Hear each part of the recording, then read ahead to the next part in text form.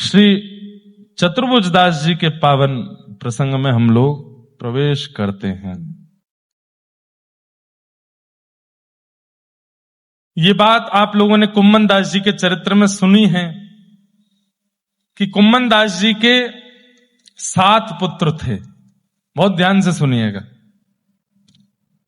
कुम्मन दास जी और उनकी पत्नी जब श्रीमद वल्लभाचार्य जी को प्रणाम करने के लिए गए, आचार्य चरण ने कहा कि वरदान मांगो, तो पत्नी ने कहा कि पुत्र रत्न दे दो। तब कुम्मन दास जी ने क्रोध भी किया कि तुमने ठाकुर आचार्य चरण से भगवान नहीं मांगे। तब आपकी पत्नी ने कहा कि भाई मेरी बुद्धि में जो आया मैंने मांग लिया, अब तुमको जो आवे तुम मांग लो। तो आपने आचार्य चरण से कहा कि मुझे तो नित्य निकुंज के रस का अनुभव हो, ऐसी कृपा कर दो। तब आचार्य चरण ने कहा चिंता मत करो, तुम्हारा जो भाव है वो भी पूर्ण होगा, पत्नी का भाव भी पूर्ण होगा, तुम्हारे घर 7 बालक जन्म लेंगे। कुम्मन दास जी बड़े दुखी थे। 5 बालकों का जन्म हो चुका था, एक भी वैष्णव नहीं। ना मंदिर जाते हैं, ना कीर्तन में जाते हैं, ना कथा श्रवण करते हैं, ना किसी और भाव में रहते हैं। कुम्मन दास जी बड़े दुखी रहते थे। क्यों? वैष्णव बालक क्यों नहीं है, भक्त बालक क्यों नहीं है। तब आपके 6वें बालक का जन्म हुआ, नाम था कृष्णदास। ये अष्ट सखाओं वाले कृष्णदास नहीं, इनके पुत्र ही थे, उनका नाम कृष्णदास रखा। वो भी मंदिर नहीं जाते थे, कथा में नहीं जाते थे, सत्संग में नहीं जाते थे, गौ सेवा में बड़ी रुचि थी, तो उनको अपना आधा पुत्र माना। एक दिन आप बड़े उदास होकर के श्रीनाथ जी के सामने बैठ के कीर्तन गा रहे थे, तो श्रीनाथ जी भीतर से बोले, कुम्मना ऐसो तेरो मोह लटक ही कुरो काहे गो, ऐसो बैठो जैसे तेरी बहू भाग गई हो। ठाकुर जी तो ऐसे ही बोलते हैं। कुम्मन दास बोले नहीं नहीं ऐसो ना है जय जय।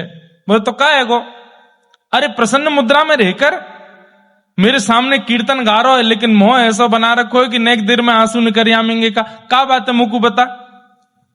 तब आपने ठाकुर जी से कहा जय जय, बालक तो 6 हो गए घर में, लेकिन एक भी सत्संगी नहीं है। मन को बड़ी व्यथा है, मन को बड़ी पीड़ा है नाथ।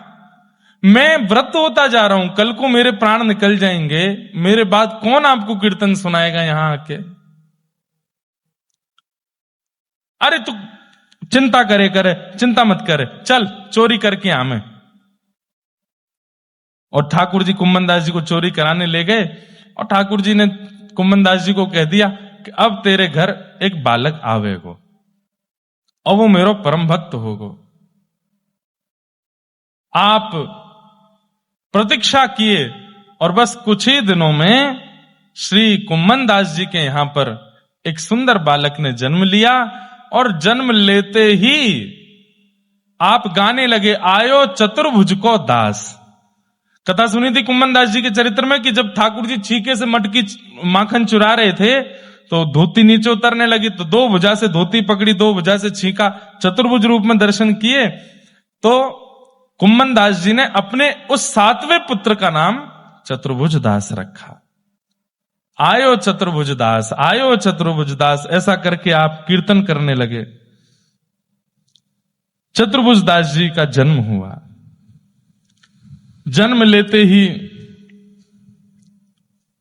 आपके अंदर सुसंस्कार होने लगे। 11 दिन की अवस्था में चतुर्भुज दास जी को लेकर के कुम्मन दास जी जैसे ही घर का शुद्धिकरण हो गया, श्रीमद वल्लभाचार्य जी के पास लेकर के उनको गए और कहा जय जय, आपकी कृपा से ये छोटो लाला भयो है, अब आप पे कृपा करो। तब गोसाई जी ने उनको 11 दिन की अवस्था में ब्रह्म संबंध कर दिया, दीक्षा दे दी। 11 दिन की अवस्था में दीक्षा हो गई।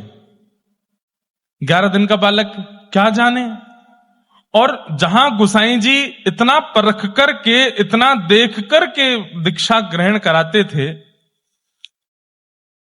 पता नहीं क्या चतुर्भुज दास जी को देख करके उनके मन में आया और उनको तुरंत दीक्षा दे दी। और आपने तुरंत 11 दिन का बालक, दीक्षा नामकरण तो होता नहीं 11 दिन के का, तब आपने कुम्मन दास जी से पूछा, या बालक को कहां नाम रखनो है? जय जय, अब आपकी गोद में है, आप जो चाहो वो धर दो। लेकिन कुम्मन दास जी के मन में तो चतुर्भुज दास नाम ही था। तब गोसाई श्री विठलनाथ जी ने नवनीत प्रियालाल जी, श्रीनाथ जी दोनों के चरणन में बालक को पधरा करके, और ये चमत्कार ही था, तुरंत चतुर्भुज दास जी की गोद में देते हुए बोले या को नाम होएगो, कुम्मन दास जी की गोद में देते हुए बोले या को नाम होएगो चतुर्भुज दास। कुम्मन दास जी के तो नेत्र सजल हो गए, बोले जो मैं सोच के बैठो वही नाम आपने धर दियो, जो मैं सोच के विराज रहो वही नाम आपने धर दियो। बस ये वैष्णव हो, ये भक्त हो, ये ठाकुर जी को अर्चक हो, ठाकुर जी को सखा हो, ऐसी मेरी इच्छा है। बंधुओं, मात्र 2.5 वर्ष की अवस्था और श्री चतुर्भुज दास जी, 2.5 वर्ष का बालक कितना बड़ा होता है, थोड़ा बहुत चलना सीख जाता है बस। 2.5 वर्ष की अवस्था में एक दिन श्री चतुर्भुज दास जी शांत मुद्रा में बैठे थे, और उनको बैठे देख कुम्मन दास जी ने पूछा, अरे लाला, ये ऐसा शांत चित्त कैसे बैठो, नेत्र बंद करके ऐसे समाधि लगा करके। तो श्री चतुर्भुज दास जी 2.5 वर्ष के अपने पिताजी से कह रहे हैं तो कुम्मन दास जी बोले, अरे कौन को ध्यान लगा रहा है, कहां देख रहे हो लाला।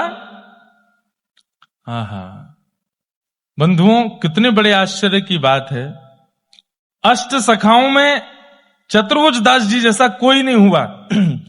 2.5 वर्ष की अवस्था में पहला पद गाया इन्होंने, 2.5 वर्ष की अवस्था में पहला पद गाया।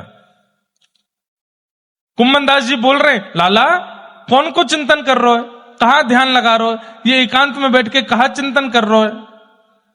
तब आपने अपने पिताजी को सन्मुख बैठा करके कहा, मेरे हृदय में जो दिख रहा है मैं आपको दिखाऊं।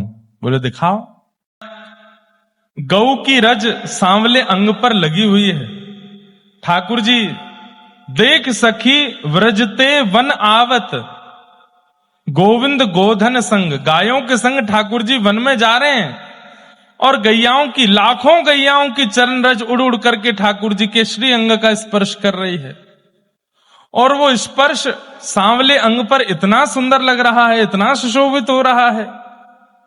उसको देख करके श्री चतुर्भुज दास जी गा रहे हैं, अंबुज वदन, अंबुज वदन मतलब गहरे सरोवर, गहरे नदी जैसा जिनका अंग है।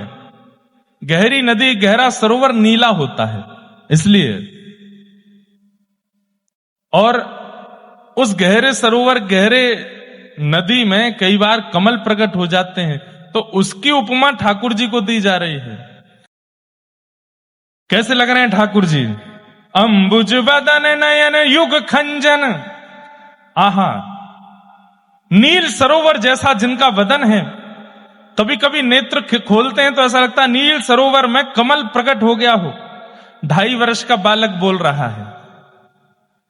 और नयन युग खंजन, नेत्र ऐसे हैं जैसे मानो कोई छुरी चला रहा हो, घायल हो जाता है जिसको देख लेते हैं। क्रीडत अपने रंग, अकेले क्रीड़ा कर रहे हैं। मधुमंगल, श्रीदामा, तनसुका, मनसुका, धनसुका कोई नहीं है, अकेले खेल रहे हैं अपने साथी।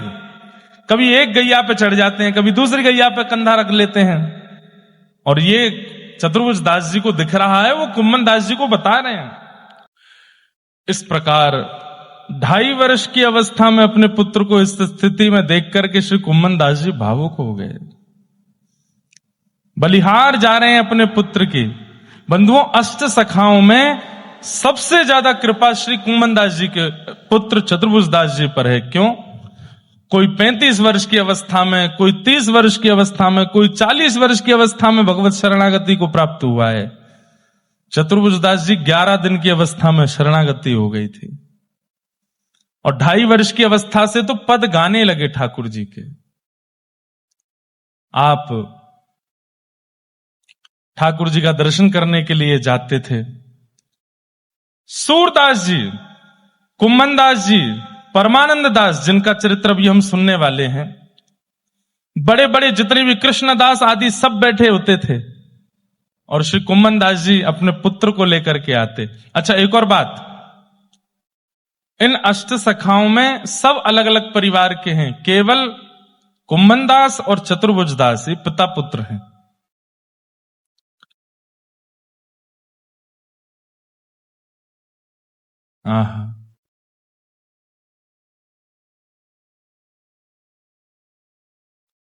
आप ठाकुर जी का मधुर दर्शन करने के लिए आते, गोसाई जी से जाकर के कुंभनदास जी कहते, जय जय, आपको ही बालक है, आपकी कृपा से ही प्राप्त भयो है। कुंभनदास जी बोले, श्री जी सो कहियो बालक को स्वीकार करे। बोले, तेरो बालक तो स्वीकार है चुको है, तू काय को चिंता करे। कुंभनदास जी वहां कीर्तन गाते थे और श्री चतुर्भुजदास जी बैठ करके केवल श्रीनाथ जी को देखते रहते थे।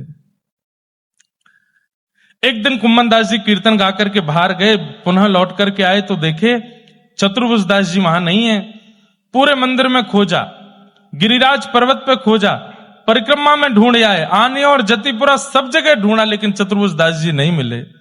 आप रोते हुए दोबारा लौट के मंदिर गए और गोसाई श्री विठलनाथ जी से जाके कहने लगे कि जय जय, लाला नहीं मिल रहा है, चतुर्भुजदास नहीं मिल रहा है। तब गोसाई श्री विठलनाथ जी बोले,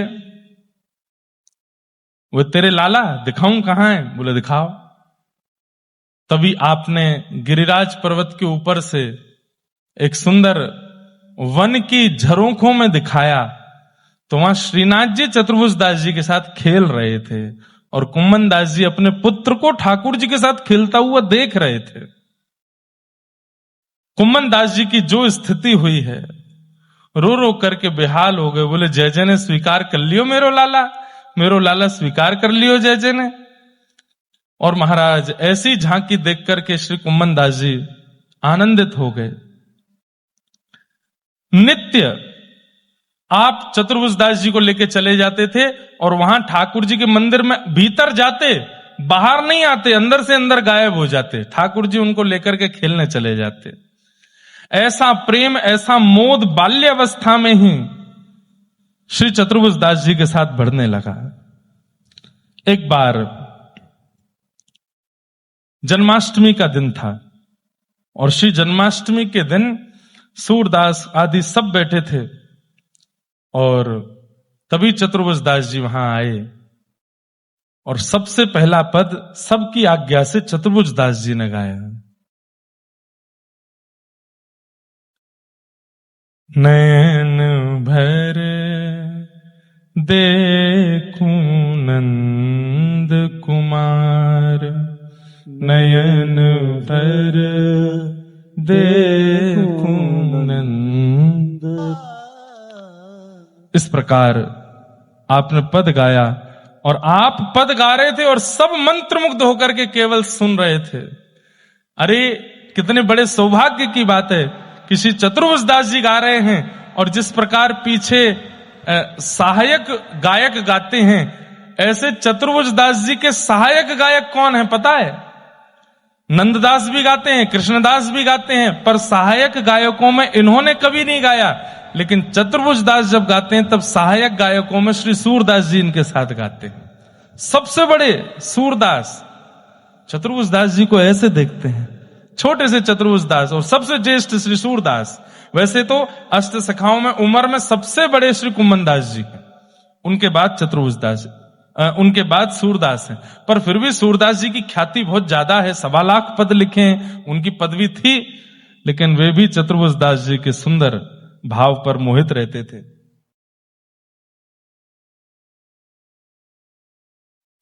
एक दिन श्रीनाथ जी के दर्शन करने के लिए चतुर्भुजदास जी गए, सामने बैठ के कुछ गा रहे थे। 11-12 वर्ष की अवस्था, पतली सी आवाज बालकों जैसी, और ऊंची ऊंची तान लेकर के जब गाते थे श्रीनाथ जी झूम उठते थे। एक दिन श्रीनाथ जी बोले, हे चतुर्भुज, चतुर्भुज नहीं बोलते, क्या बोलते? कुंभना के। जैसे कई बार मित्रता में ऐसा होता है कि पिता का नाम लेके बोल दिया जाता है, उनके, जैसे किसी के पिता का नाम रमेश है, ओ रमेश के कहां जा रहा है, ऐसे मित्र आदि कभी कभी बोल देते हैं। तो ठाकुर जी क्या बोलते हैं चतुर्भुजदास जी को? ए कुंभना के। बोले, हां जय जय, चोरी करेगो? कैसे करनी है? बोले, तेरे पिताजी तो पूछ लियो, एक बार लेके गए हो मैं उनको, तो चतुर्भुज दास जी आज घर लौट के आए। अब सोच, ऐसा घर का माहौल कभी सोच के पढ़ रहा था जब मैं, तो मेरे को लग रहा था ऐसे कितना अच्छा लगता है ना, पिता पुत्र दोनों ठाकुर जी के संग लीला करते हैं और आपस में एकांत में बैठते थे। माँ और बाकी के 5 भाइयों के सामने बात नहीं करते थे। चतुर्भुज दास जी और कुम्भन दास जी ऊपर जाते थे। ऊपर एक भजन कुटी बना रखी थी कुम्भन दास जी ने, वहां अपने पुत्र को बैठाते और पिताजी पुत्र से, पुत्र पिताजी से, दोनों रस की चर्चा करते। एक बार की बड़ी सुंदर घटना बताते हैं कि एक बार कुम्भन दास जी को स्वप्न में दिख रहा था कि श्रीनाथ जी की शयन हो गई है, घनघोर अंधेरा है पूरे गिरिराज जी में, केवल एक दीपक श्रीनाथ जी के गर्भगृह में जल रहा है। और तब कुम्भन दास जी ने एक पद गाया,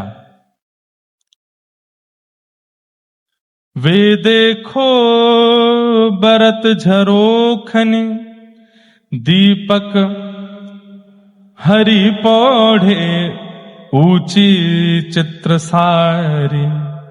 वे देखो बरत झरोखन दीपक हरि पौढ़े ऊंची चित्र सारी। देखो वो एक दीपक जल रहा है, कहां?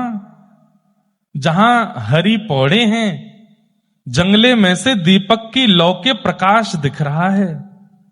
और इतना कहकर के चतुर्भुज दास जी स्वप्न में ही पद गा रहे थे और इतना गा करके रुक गए।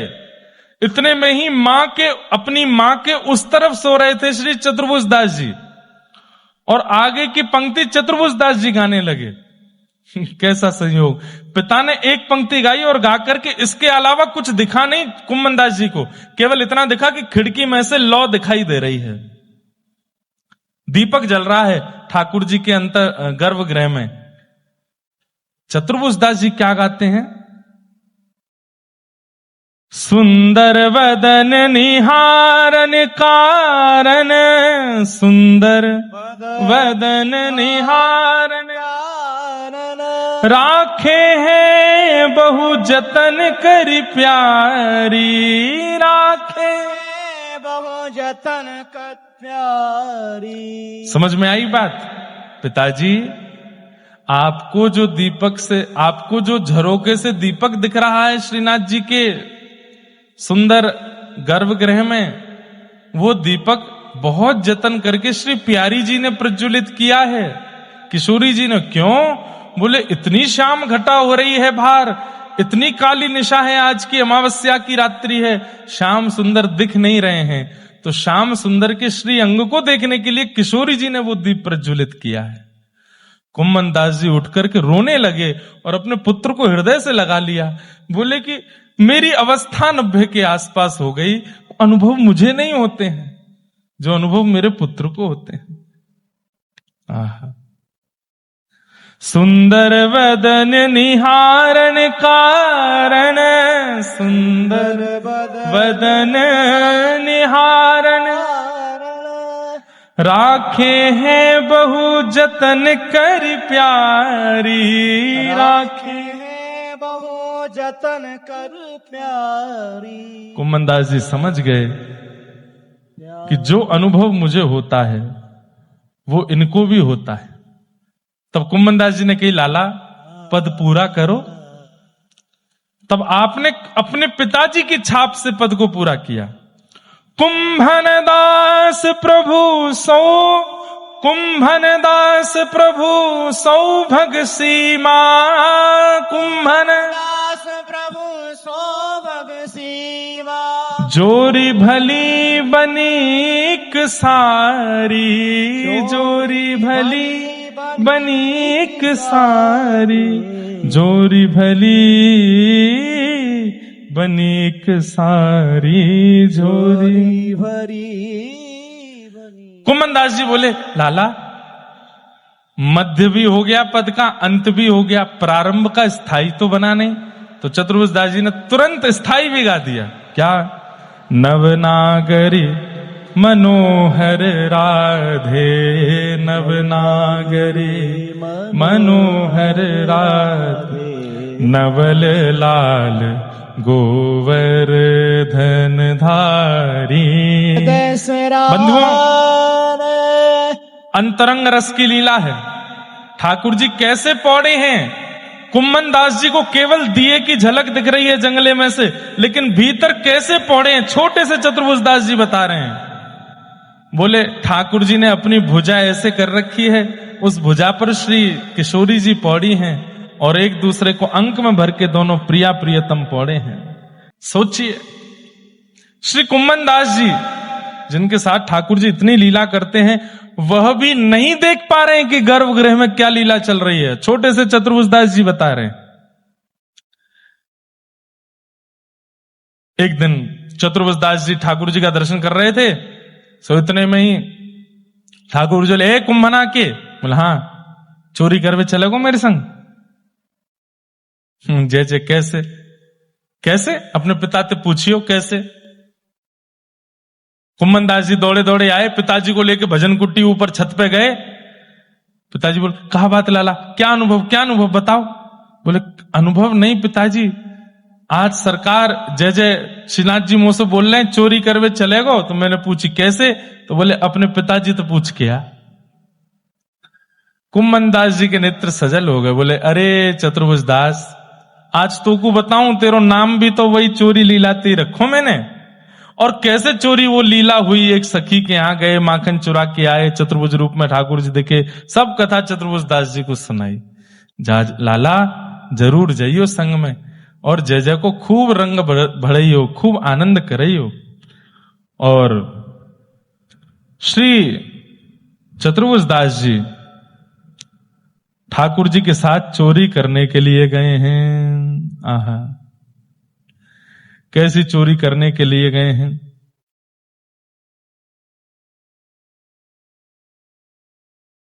वाह, बहुत सुंदर लीला है।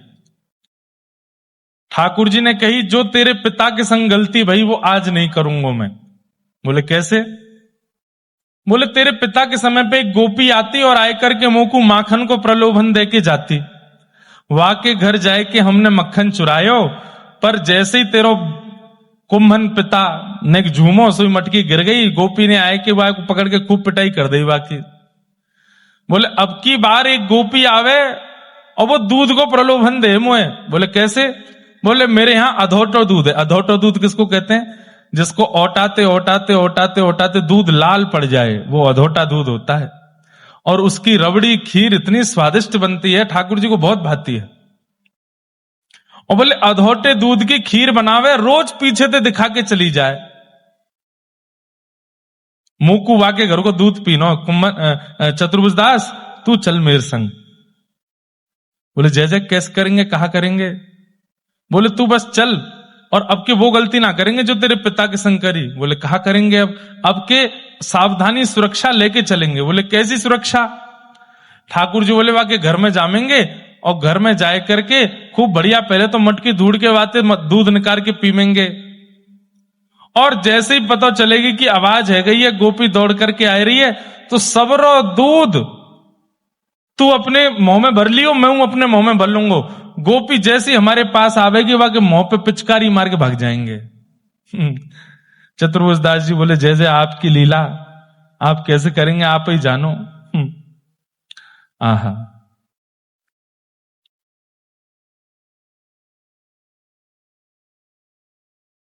आनी हरि पाए होनी के चोरी चोरी दधि माखन को खायो गिरदन दिन प्रति के। आज ठाकुर जी दधि माखन खाने के लिए गए हैं और श्री चतुर्भुज दास जी को संग लेकर के गए। और जैसे ही जाए करके एक मटकी में नीचे से नेक छेद कियो, दूध गिरन लगो। श्रीनाथ जी ने खूब रस भर के बाद दूध को पियो, कुम्मन दास को भी पिवायो। और जैसे ही दूध गिरवे की आवाज भई, सोई गोपी दौड़ी भीतर से निकसी आई। कौन आयो कौन आयो कौन आयो। सोई ठाकुर जी बोले कुम्मन दास, ए कुम्मना के चतुर्भुज दास। बोले हाँ भर ले अपने मुंह में।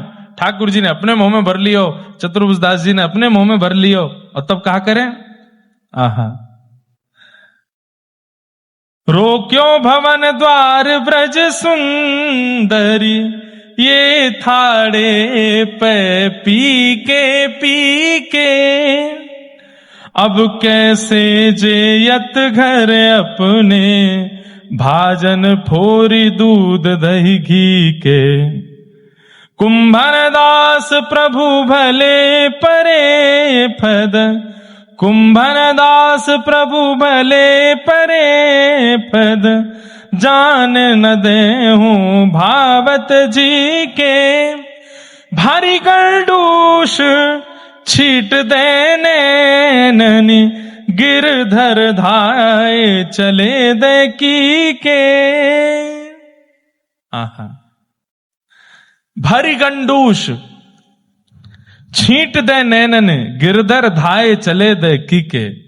अपने मुंह में पूरा दूध भर के, जैसे ही वो गोपी समीप आई, अंधेरा था, दिख तो रहे नहीं थे, जैसे ही पास आ गई, कौन है कौन है कौन है, जैसे ही पास में आई सो ठाकुर जी ने निशानों लगा के वाकई आंखन में ही पूरा दूध मुंह में भरो भयो, पिचकारी मार के आंखन में मार दियो। और श्री ठाकुर जी दौड़ करके कुंभन के पुत्र चतुर्भुज दास जी को हाथ पकड़ करके अपने संग लेकर के वहां से भागे। ऐसे ठाकुर जी मधुर लीला श्री चतुर्भुज दास जी के संग में करते हैं। कभी किसी पर्वत पर, कभी किसी सरोवर में, कभी कहीं ठाकुर जी की ऐसी मधुर लीलाओं का अनुभव श्री चतुर्भुज दास जी को होता है। आहा, आप एक दिन पद गा रहे थे, गोसाई श्री विठलनाथ जी ठाकुर जी को श्रृंगार के बाद आरसी दिखा रहे हैं, दर्पण दिखा रहे हैं, और दर्पण दिखा के जब स्वयं देख रहे हैं तो श्री चतुर्भुज दास जी ने गाया, आज की छवि जैसी है ऐसी पहले कभी थी ही नहीं। तब एक वैष्णव ने कहा, श्रीनाथ जी नित्य हैं, श्रीनाथ जी नित्य विराजते हैं, आपने आज की छवि जैसी पहले नहीं थी ऐसा कहकर के पूर्व की सारी छवियों की अवहेलना की है। तब कुंभन दास जी बोले, तब चतुर्भुज दास जी बोले, अरे भैया, पूर्व छवि की अवहेलना नहीं करिए, बल्कि यूं कहिए, लाला आप दिन प्रति सुंदर ही सुंदर होते जा रहे हैं, इतने सुंदर होते जा रहे हैं, इतने सुंदर होते जा रहे हैं कि आज की सुंदरता कल को फीको कर रही है। ये भाव है आपको, तुम गलत अर्थ मत निकालो। तब उस वैष्णव का मन का संशय ठीक हुआ। एक दिन गोसाई जी ने आपको आज्ञा की, चलो चतुर्भुज दास। बोले कहां? द्वारिका यात्रा पर। द्वारिका का नाम सुनते ही चतुर्भुज दास जी तो विह्वल हो गए, गुरुदेव से कैसे मना करूं कि मुझे नहीं जाना है। तब आपने ठाकुर जी से प्रार्थना करी, हे मेरे संग खेलन वाले गिरधारी, कभी पर्वत ले जाओ, कभी सरोवर ले जाओ, कभी माखन चोरी कराओ, कभी दूध चोरी कराओ, आज अपने या सखा की एक इच्छा पूरी करो। ठाकुर जी बोले कहा बात है? बोले गुसाई जी ने आज्ञा कर दी है कि मोकू लेकर के द्वारिका जानो, चाहे दर्शन करवे। अब मैं तो आपके बिना रह ना सकूं, आप सो दूर जाए ना सकूं, जय जय कछु कृपा करो, मोकू ना जानो पड़े। ठाकुर जी बोले सुबह तक कछु ना कछु लीला होएगी, चिंता मत करे। पर सुबह हो गई, ठाकुर जी ने कोई लीला नहीं करी। गोसाई जी ने आज्ञा करी, चतुर्भुज दास सब सामान रखो, चलो द्वारिका दर्शन करके आवे। अब गुरुदेव से मना भी नहीं कर पा रहे, ठाकुर जी की ओर टेढ़ी टेढ़ी नजरों से देखते हैं, जय जय कछु तो करो। ठाकुर जी बोले हाँ अभी कर रहा हूं, अभी कर रहा हूं, तू चल, नेक आगे बढ़ेगा तब तक कछु है जाएगा, नेक दूर तो जा। चतुर्भुज दास जी चलते जा रहे हैं और पीछे मुड़ मुड़ के रो रहे हैं, जय जय कछु तो करो, ये ले जाएंगे मुंह को। अरे नेक और चलो जा, फिर मैं बुला लूंगा। नेक और चले, जय जय ऐसे करते करते मुंह को द्वारिका भेज दोगे। अरे अब तो कछु कर दो, मुंह वापस बुला लो, मैं आपके बिना ना ही रह पाऊंगा। ठाकुर जी बोले हाँ बस नेक और करते करते करते करते चतुर्भुज दास जी इतनी दूर पहुंच गए कि गिरिराज पर्वत दिखना बंद हो गया, ठाकुर जी का मंदिर दिखना बंद हो गया, ठाकुर जी की ध्वजा दिखनी बंद हो गई। और जैसे ही पीछे मुड़ के देखा, अब ध्वजा, पर्वत, मंदिर कुछ नहीं दिख रहा है, घने जंगल में पहुंच गए। तभी आप मूर्छित होकर के गिर पड़े। आपके गुरुदेव को जैसे ही पता चला, दौड़ करके पीछे जाके चतुर्भुज दास जी को गोद में उठाया, मुख पर छींटा लगाया, आप होश में आए। अरे चतुर्भुज दास कहां भय हो, तू कैसे गिर गए हो?